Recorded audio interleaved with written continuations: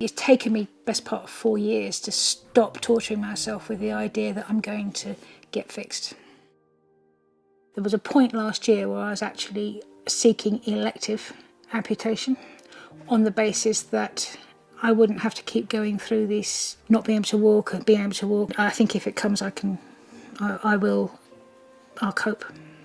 Peripheral artery disease is when the demand for blood in your limbs isn't supplied by your arteries, and it causes claudication, which is a nasty pain. This makes your walking difficult, this makes kneeling difficult, it also makes bending over difficult. The hardest thing is when things don't work and you really put your faith behind it and you think you're going to fix yourself, or you get fixed by the surgeons, but when it keeps coming back, that's a very, very hard thing to deal with. Before I was diagnosed, I knew absolutely nothing. All I was aware of is that elderly people got hardening of the arteries. I had no idea what it was.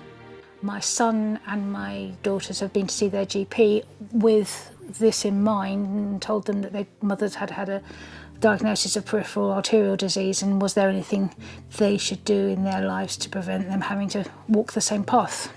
The good thing is they actually decided to investigate it and see what they can do in their own lives.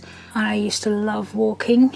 I adored walking. I used to do sort of 12, 15 miles sort of walking, and I can't do that anymore. I'm quite crafty. I do a lot of sewing and knitting. If I was to speak to anybody who's just been diagnosed with PAD, I think I would encourage them to go online, find out as much information as they can, get as much advice about coping with the condition, and talk to their friends and family for support and advice as to how best to move forward. And knowing that other people out there having the same problems as myself is quite comforting.